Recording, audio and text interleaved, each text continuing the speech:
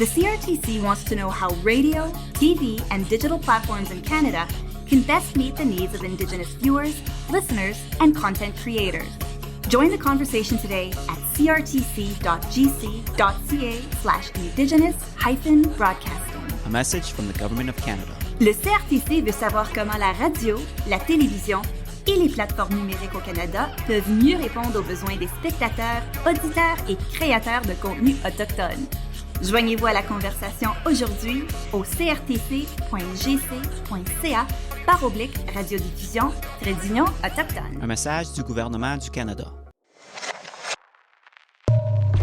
We are APTN Investigates. On this episode, I'm Kenneth Jackson. In 2015, 2 Mohawk fishermen drowned.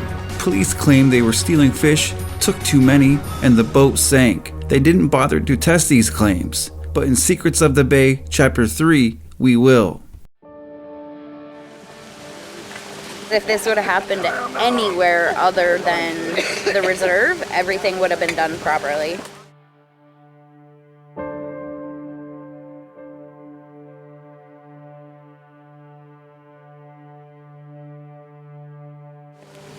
It seemed like they wanted to hurry up, get it done and over with, and close the book, and blame everything on my brother and Ty. You see here, 11 minutes and 25 seconds. That's how much effort and time they put into recording the evidence of that boat. The coroner wrote in there that the fish were carefully examined. Yeah, I can take that out because I don't think that's true. I can see somebody missing them once, well, how do they miss them 2 or 3 times? We're hoping that we can get any kind of information from it, any evidence that we can prove our boys did not just drown. Something doesn't make sense with how that boat went down the way it did. So the police theory is the boys swamped their boat with too much weight in it and it went down flat. There's no way they swamped and went down. And the police never tested the theory, we just did.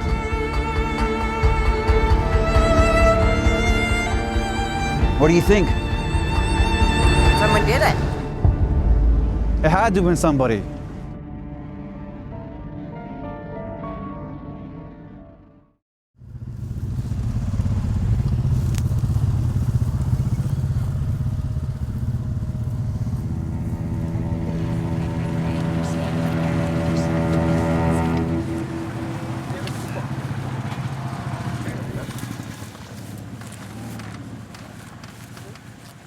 I thought it was in between those 2 trees right there. I think they said it was right here and between these trees.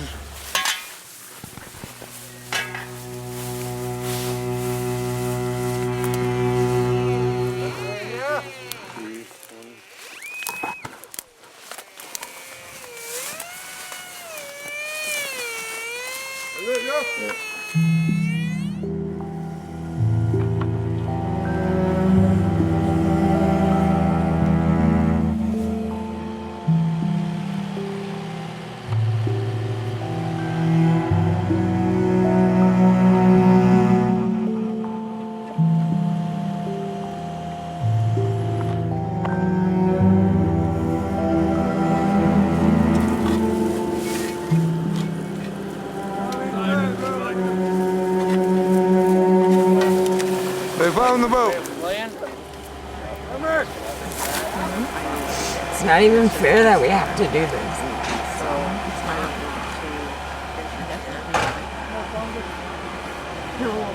And it should have been done a long time ago. Exactly. Not us.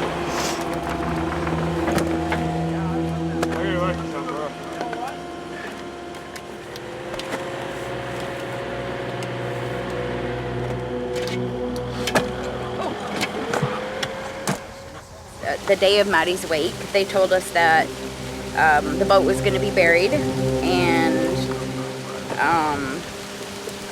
I called up to the police station and asked if I could come get the stuff. When I got up there, it was exactly how we found it, not in bags, not taped up, not nothing.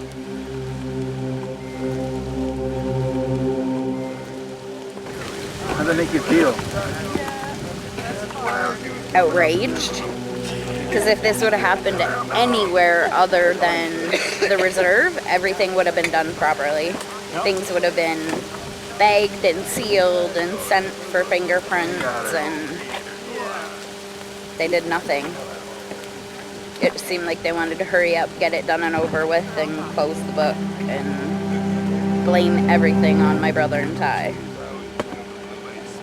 We're hoping that we can get any kind of information from it, any evidence that we can prove our boys did not just drown.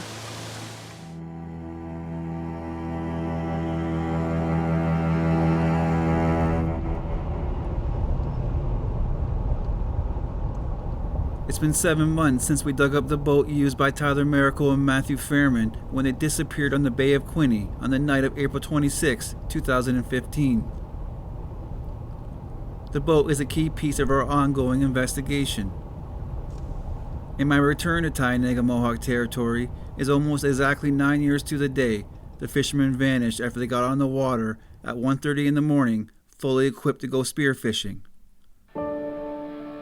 Records show that night Matty texted his girlfriend just before 2 a.m. Then at 3:09 a.m., both Tyler and Matty's phones lost connection with a nearby cell tower. Items belonging to them were found scattered later that morning throughout this channel known as Telegraph Narrows.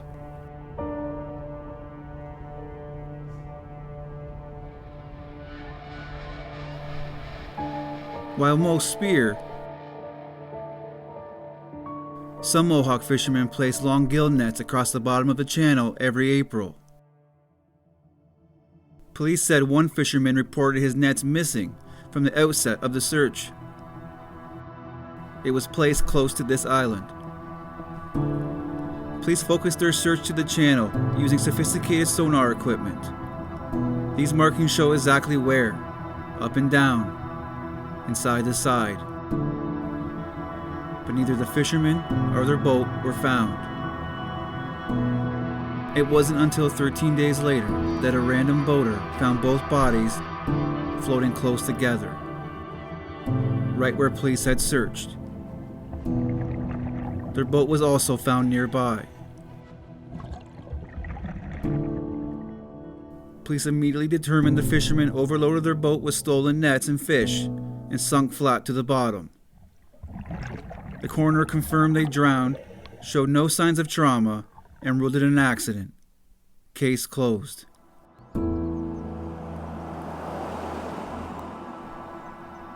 But it never made sense to the families, and they forced the case to be reopened in 2020.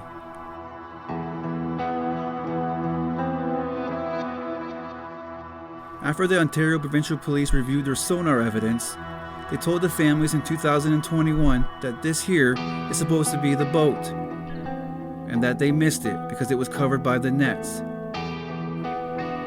Police also believe this is one of the bodies on the bottom of the bay. It's a shadow about 5.5 feet long, and this is believed to be the other body. These images were recorded on April 28, 2015, 2 days after they went missing. I had multiple sonar experts examine these. I don't understand why they did not visually check the images of the boat and two men. They were quite obvious to me, even before they enlarged the images. It's a good question. Why didn't police divers go down and look for themselves? After all, the divers were right there waiting. The human factor of interpretation seemed like the weak link in this case.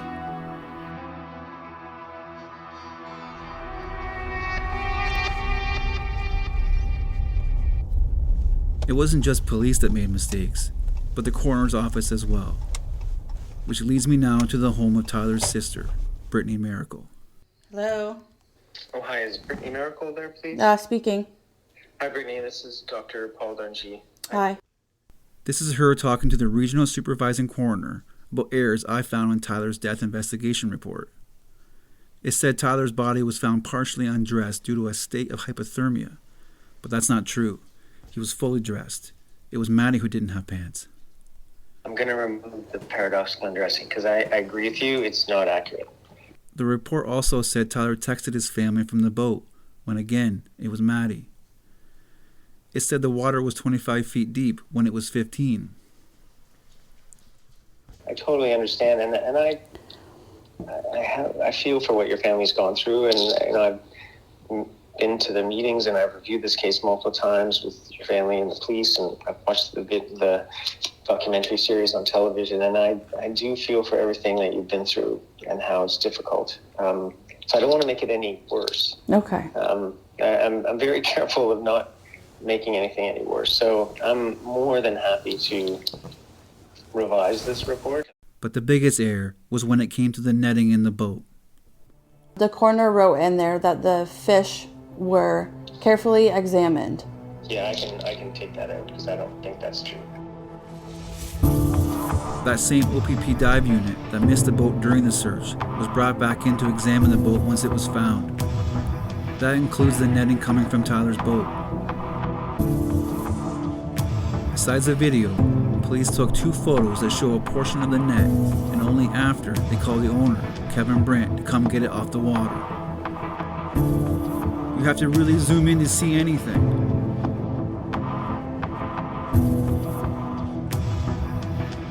When the case was reopened in 2020, the OPP told the families the dive unit should have secured the nets and weighed the fish. After all, weight was key to the police accident theory. Regardless, the OPP told the family they believe there was approximately 600 pounds of fish in the net. I've had this video reviewed by several experts, including former police. Not a single one sees what the OPP claims to. This is the video from the OPP that you guys got in the fall. Now I want to show it to Tyler's father. It's the first time he's seen the video.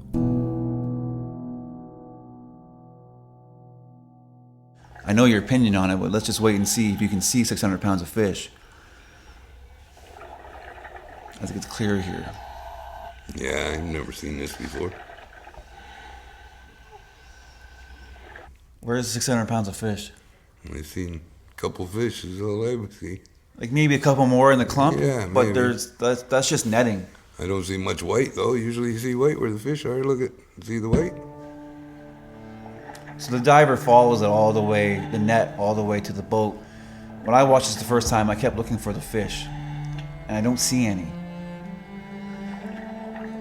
Not what they're saying, like where there's nothing in those nets, nothing.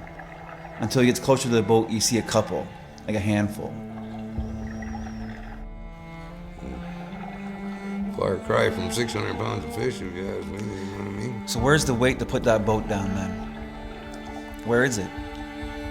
They told you they took on weight. They had too much weight and they took on water. But yeah, they rode up there all right, you know what I mean?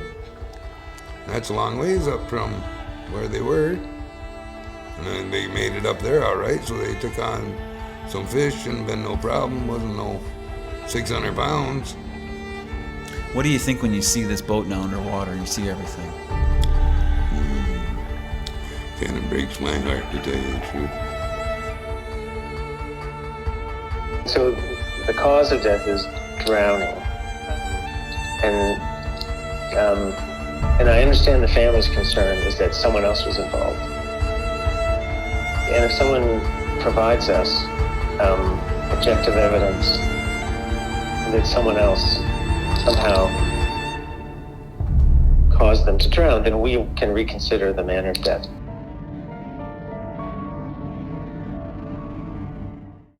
Hello, I'm Rick Harp, host of APTN News Brief, a daily podcast version of the nightly broadcast of APTN National News. Available on all major podcast platforms, APTN News Brief is your quick way to hear the headlines every weekday morning. Learn more at aptnnews.ca/podcasts.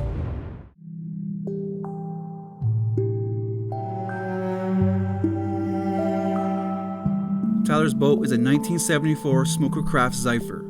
It's 14 feet long with a weight capacity of 800 pounds. I know this because I confirmed it with the manufacturer. The original advertising from 50 years ago says the flare of its bow makes it a wider, drier boat. An excellent performer in rough water. Both families say in the chaos of their grief, the boat was buried just days after it was pulled from the bay. Some people in the community convinced them it was Mohawk tradition. But that never really made sense. So when I asked them if we could dig it back up, they quickly agreed.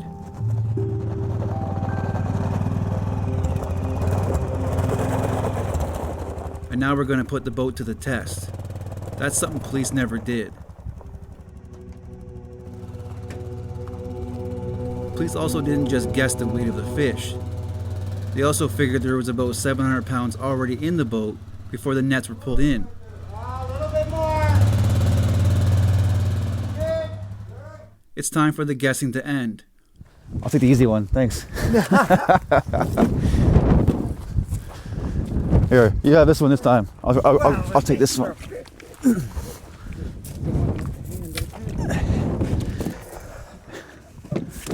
All right, let's go see what these weigh.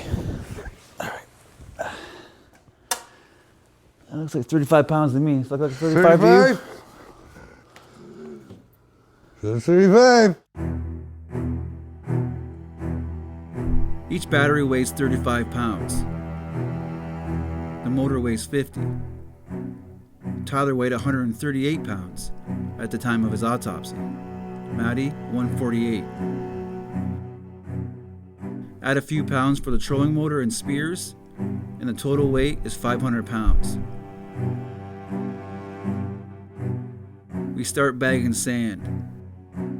Bag after bag.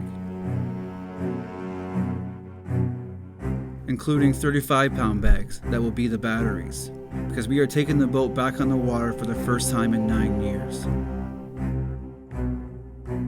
We'll put those 35-pound bags exactly where the batteries were in the underwater video we just saw. This boat was in the ground for 8 years. It sat outside all last winter. It's a damaged boat. I can't help but wonder what will happen when we put it back on the water. I admit, I'm a little nervous. After all, I'm the one going in the boat. My anxiety only spikes when we arrive to do the test because the wind has really picked up. The water is now choppy. The night Tyler and Maddie went out, it was calm. What do you want to do, Kenny? You want to put some sand in it? Huh? You want to put some sand in the boat? Yes, go. Let's put the sand in there, boys. I'll do it. It's up to you. It's your call. It's your ass. As they say, nothing ventured is nothing gained. But I can't help but think the boat will just immediately sink to the bottom. With the motor, sand, and I, there's 1,100 pounds in the boat right now. So here we go. We back it in. Back up. Pull back. Because there's weight. Back up, Billy. Back up. Hey. It's floating just fine. There's another 200 some pounds on the side of it. How the hell did it go down then? They didn't have that much weight in here. They had maybe 700, 800 pounds. Maybe. Okay. It's floating just fine. Well, yeah, how much you got there? Look at him. He's way same as me. You must have pretty near 1,000 pounds. Watch that thing. There's 1,100 pounds at least, and then he's 220, 230. 230. It's not tipping. Or get 280. Get on one side and see. Come to the edge. Lean over a little. No. See, it's still up. How did it go down, Robin? 460 pounds right here on this fucking set. 460 pounds with him and I right here.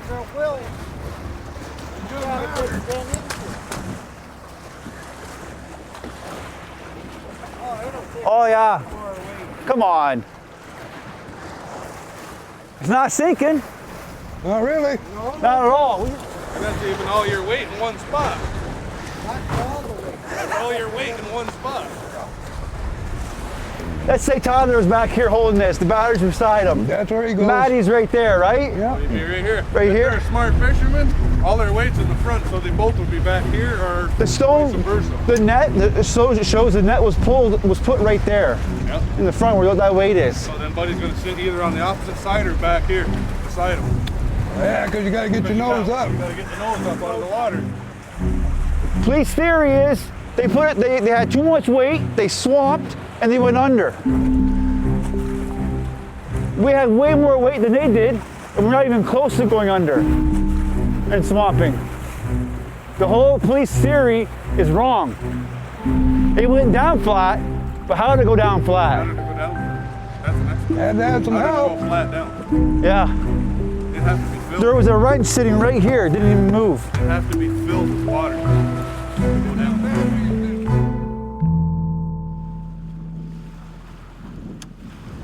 There's no way they swamped and went down. And the police never tested the theory, we just did. What do you think? Someone did it.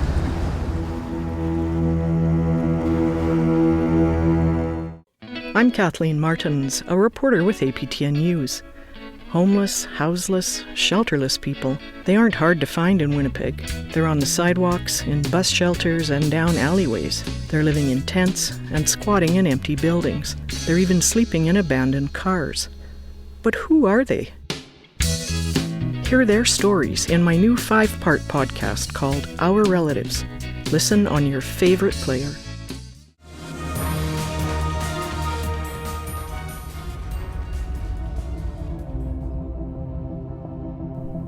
When we first tested the boat on the water, we put on the same 8-horse motor Tyler had on the boat the night it went down. Knowing that our work could flip the entire police investigation, I asked the family to test the boat again. This time, we would put an 8-horse motor on it that worked, and we would add even more weight. What's that? 1, 2, 3, 350. I begin with about 1,100 pounds, and this time bring Bruce with me.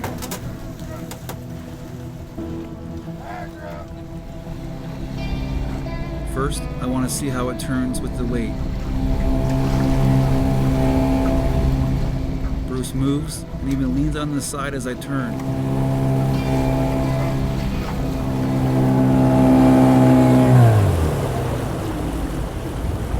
Put more weight in. We keep adding more and more weight. Walking it, right? Like it's not... Until we have 1,500 pounds in there. And it never comes close to sinking.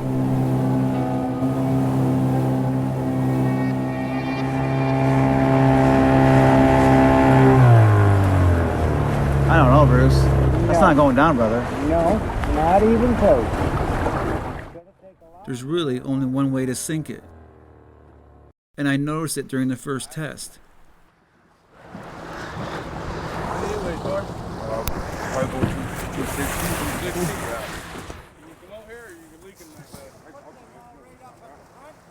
With all three of us pushing on the side, you can see water just come over.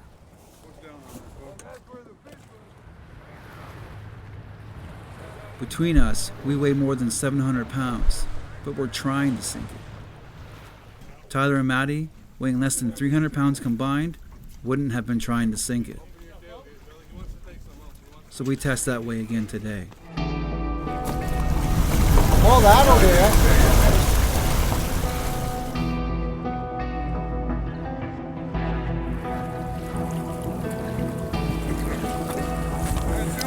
That's the only way. That's the only way. That's the only way, Benji.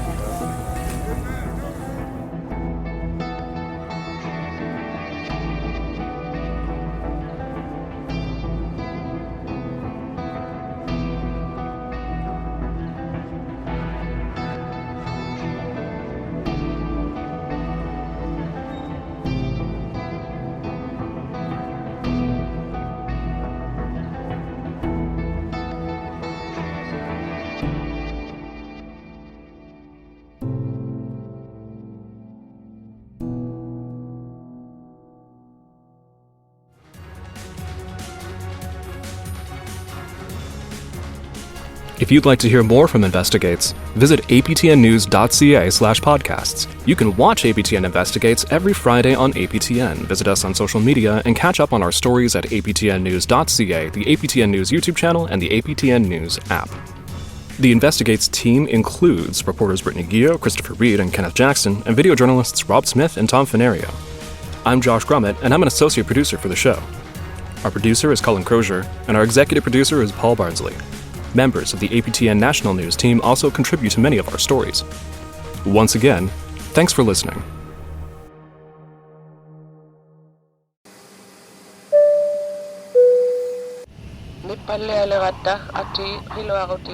APTN presents a captivating journey into the heart of the North with our latest podcast, The Place That Thaws.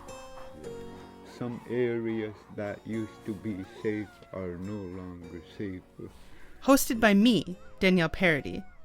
Join us as we uncover the intricacies of life on a changing coast. Subscribe and listen to The Place That Thaws.